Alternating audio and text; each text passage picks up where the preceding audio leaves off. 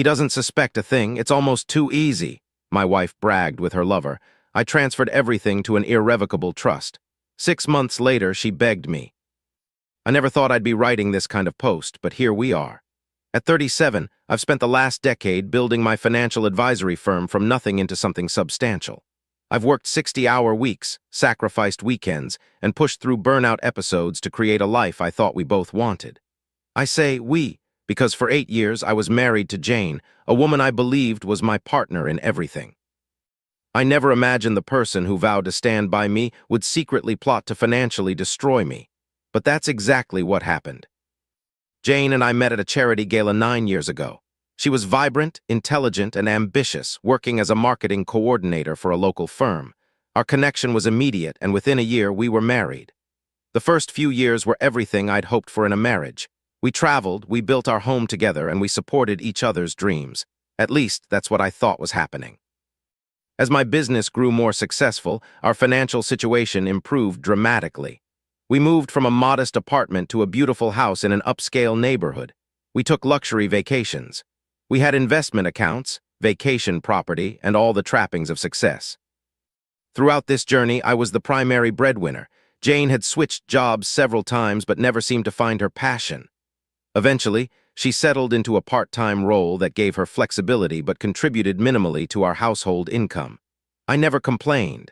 I was proud to provide for us and happy to see her pursuing what made her happy. Looking back, I can pinpoint when things started to change.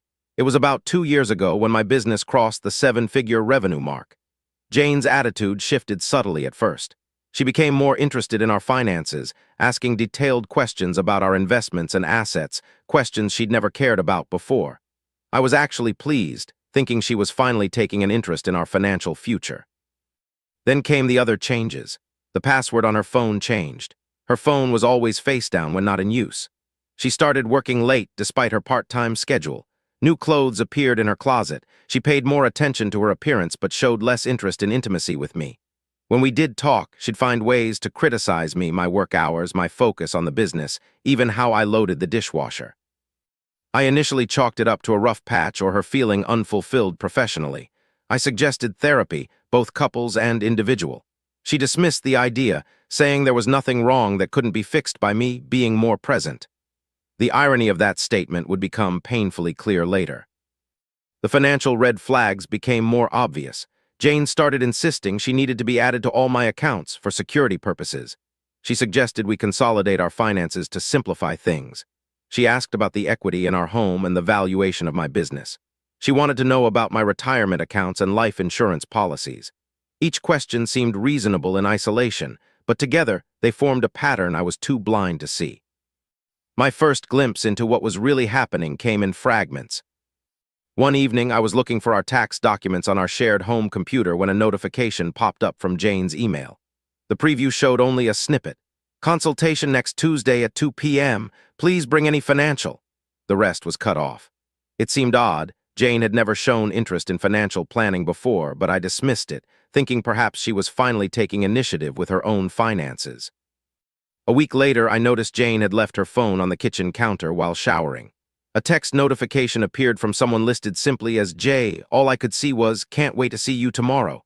Remember to ask him about." The message cut off there. Something about the secretive tone made my stomach tight, but I told myself I was being paranoid. Small inconsistencies began accumulating. Jane claimed to be working late, but her office lights were dark when I drove by one evening to surprise her with dinner. Her browser history showed searches for average divorce settlement before being quickly cleared. A call came to our home phone from a law office, asking for her to confirm an appointment. Each incident seemed explainable in isolation, but together they formed a pattern I couldn't ignore.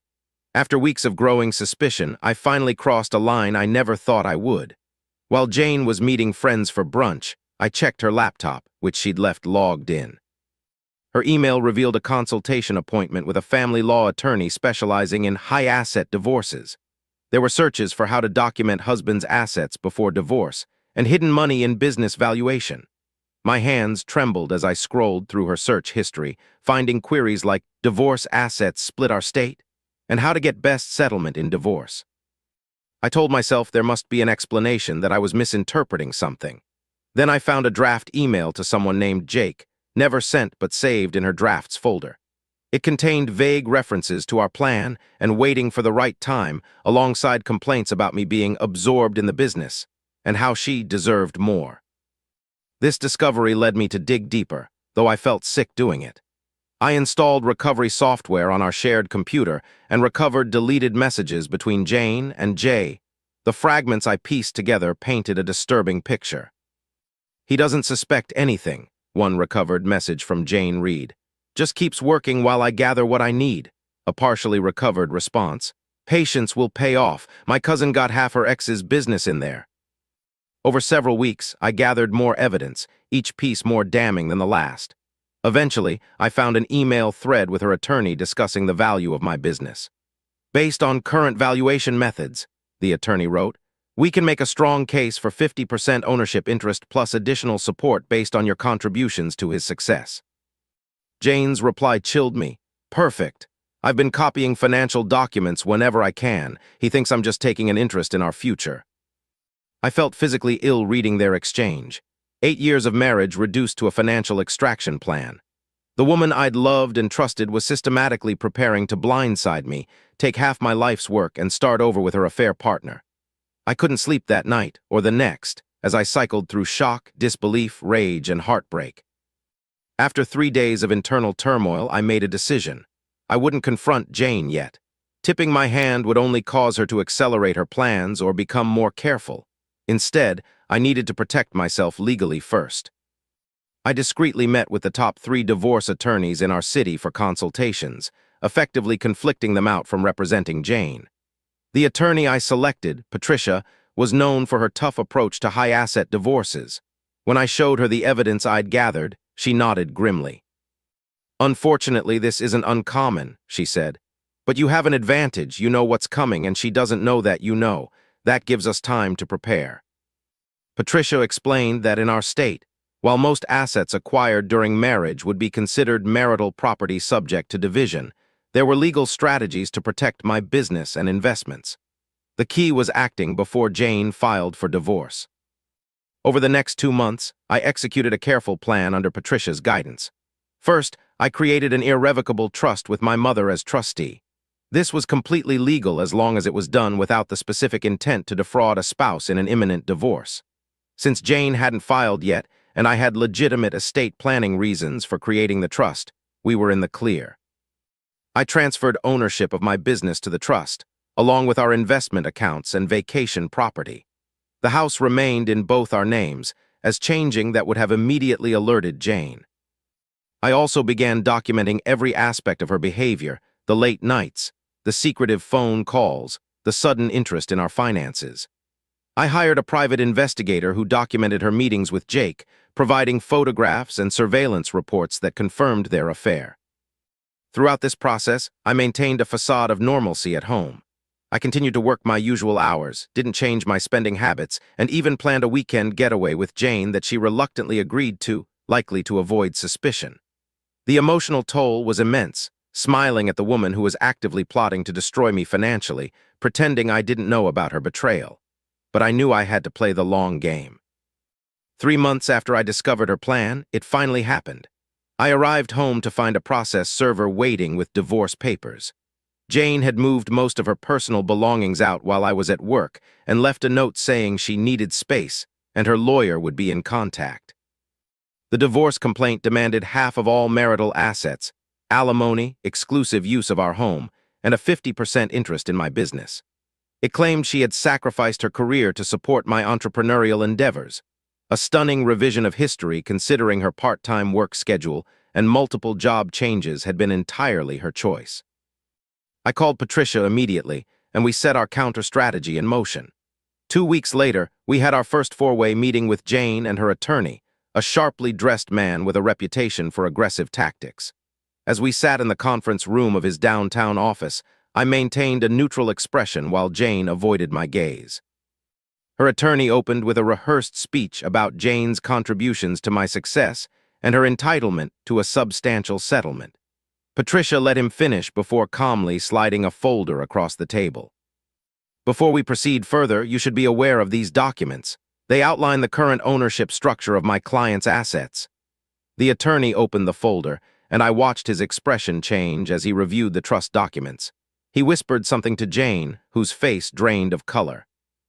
"This is outrageous," he finally sputtered. "Your client transferred virtually all marital assets to a trust right before the divorce filing. This is clearly an attempt to defraud my client of her rightful share." Patricia smiled thinly. "Actually, these transfers were completed 3 months ago as part of my client's estate planning process, well before your client consulted with you or filed for divorce. There was no intent to defraud, merely prudent financial management.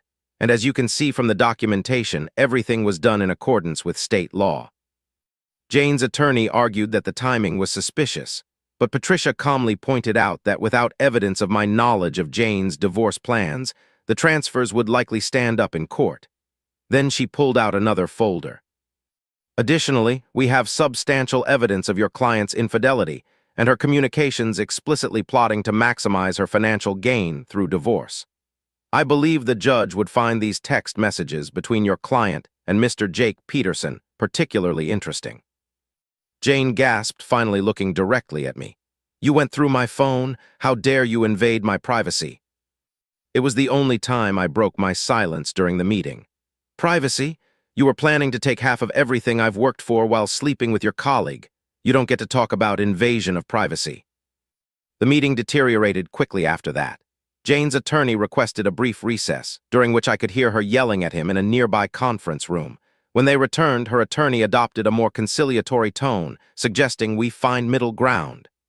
Patricia firmly stated that given the circumstances, my position was simple. Jane would receive only what she had brought into the marriage, which was minimal. As we left the meeting, Jane followed me to the elevator, her composed facade completely crumbled. "How could you do this?" she hissed, tears streaming down her face. "You've left me with nothing." I looked at her, this stranger wearing my wife's face, and felt a strange calm. "I didn't do this, Jane. You did. I just found out in time to protect myself." "This isn't over," she threatened as the elevator doors closed between us. She was right about that, but not in the way she intended. The aftermath was messy and public. Jake disappeared from the picture as soon as he realized there would be no financial windfall. Mutual friends took sides as the details emerged, most expressing shock at Jane's calculated betrayal. Her own parents, who had always treated me like a son, couldn't look her in the eye when they learned the truth. Jane's lawyer tried various legal maneuvers to invalidate the trust, but the timing and documentation were on my side. The fact that I had substantial evidence of her affair and conspiracy further weakened her position. After 6 more months of legal wrangling, she finally accepted a settlement that gave her a small cash payment and her personal possessions, but nothing else. The day our divorce was finalized, I felt no triumph, only exhaustion and relief that the nightmare was ending. The 10-month battle had taken its toll on my health, my business, and my ability to trust. I sold our house, too many painful memories, and moved into a downtown loft. I refocused on my business, which had suffered during the divorce proceedings, and slowly began rebuilding my life. 3 months after the divorce, Jane reached out through a mutual friend, asking to meet for coffee to talk. I declined. 2 weeks later, she appeared unannounced at my office, looking nothing like the polished, confident woman I'd married. Her appearance was more subdued, her designer clothes replaced with simpler attire, her demeanor lacking the self-assurance I'd always known. "Please, just 5 minutes," she said when my assistant tried to turn her away. Against my better judgment, I agreed to see her. As she sat across from me in my office, I noticed how much the ordeal had aged her too. The calculating woman from the legal proceedings was gone, replaced by someone who seemed smaller somehow. "I know I'm the last person you want to see," she began, voice quavering, "but I needed to tell you face to face how sorry I am. I was wrong, so terribly wrong." I remained silent, waiting for what I suspected would come next. She didn't disappoint. "Jake wasn't who I thought he was," she continued, tears forming. "He had all these ideas about what we deserved, how we were both undervalued. He convinced me that you didn't appreciate me, that I was entitled to more." She looked down at her hands. "He made it sound reasonable, even righteous, but it was all manipulation. Once he realized there wouldn't be a big payout, he lost interest." I watched her carefully, noting how she shifted responsibility to Jake while positioning herself as another victim. Classic Jane, even her apology contained a deflection of blame. I was vulnerable and confused, she pressed on, seeing my skepticism. My career wasn't going anywhere, and watching your success made me feel inadequate. Jake exploited that. He preyed on my insecurities. Her voice dropped to a whisper. The things he suggested, the plans we made that wasn't really me. I got caught up in something ugly, but I've had time to reflect. I'm in therapy now, working through why I made such terrible choices. She reached across the desk, trying to touch my hand. I pulled back instinctively. We had 8 good years, she said earnestly. That has to count for something. People make mistakes, even terrible ones, but they can change. I've changed. Maybe not right away, but eventually. We could try again, start slowly rebuilding trust. For a brief moment, I remembered the woman I thought I'd married, her laugh, her ambition, the future we'd planned. But that woman had never really existed. What sat before me was someone who had meticulously plotted to take everything I'd built, and who was now, having failed, trying a different approach to regain the lifestyle she'd lost. Jane, I said finally, I appreciate you coming here and saying these things, truly, but there's something you need to understand. I paused, choosing my words carefully. Even if Jake influenced you, and I'm not saying he didn't, you still made your choices. You still violated my trust in the most fundamental way possible. That's not something therapy or time can fix. Her face fell. So you can't forgive me after all we shared? Forgiveness isn't the issue, I replied. I hope I can forgive you someday for my own peace of mind, but trust is like glass. Once it's shattered, you can't put it back together without seeing the cracks. We can't go back. You don't mean that, she said, desperation creeping into her voice. You're just hurt. We can start fresh. I could help with the business again. I still know your clients, your processes. No one understands your vision like I do. And there it was, the real reason for her visit. Not just reconciliation, but access to the business and lifestyle she'd lost. I stood up, signaling the end of our conversation. I wish you well, Jane. I truly do, but please don't contact me again. Her expression hardened momentarily, that calculating look flickering across her face before she composed herself. You'll change your mind, she said, gathering her purse. When the loneliness sets in, when you realize what we had, I'll be waiting. It's been a year since that conversation, and I'm finally starting to feel like myself again. I've dated casually, but find it difficult to trust fully. I'm working with a therapist to process the betrayal and learn to be vulnerable again. My business has recovered and is thriving, and I've developed a closer relationship with my family, who supported me throughout the ordeal. Through mutual connections, I've heard that Jane struggled initially, financially and professionally. She moved to a much smaller apartment and cycled through several jobs. There was a brief reconciliation with Jake that predictably imploded. For a while, she told anyone who would listen that I had manipulated the legal system and left her destitute. But those stories gained little traction given the evidence that had emerged during our proceedings. Most recently, I heard she's relocated to another state and secured a marketing position with a mid-sized company. I feel no satisfaction in her difficulties, only a distant sadness for what could have been if she'd made different choices. The experience has left me wiser, if somewhat more cautious. I've learned to trust my instincts when something feels wrong and to protect myself without apology. I've also learned that sometimes the person who knows you best can hurt you most, but only if you give them the power to do so. For anyone reading this who sees familiar patterns in their own relationship, my advice is simple. Pay attention to the red flags, document everything, and consult a good attorney sooner rather than later. It's better to be paranoid and wrong than trusting and blindsided. Trust should be earned continuously, not given blindly based on vows spoken years ago. And if you find that trust broken beyond repair, remember that protecting yourself isn't selfish. It's necessary. Life continues to move forward. My business has expanded to 2 additional locations, and I've promoted 2 key employees to partnership positions, with proper contracts and protections in place, of course. The experience with Jane taught me valuable lessons about both personal and professional relationships. I've started seeing someone new, a corporate attorney named Melissa who I met at a business conference.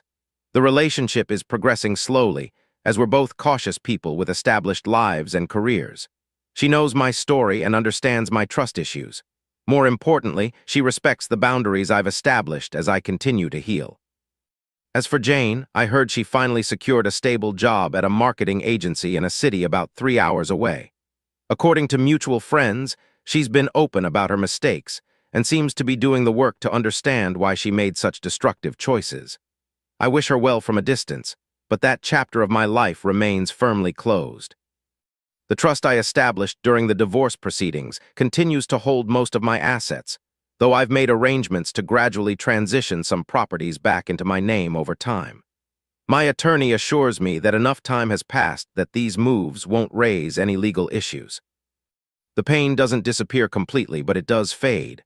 What remains is a clearer perspective on what matters in life, integrity, authentic connections, and inner peace. I lost a marriage I thought was solid, but I saved myself from a future built on lies. In the end, that's the victory that matters most.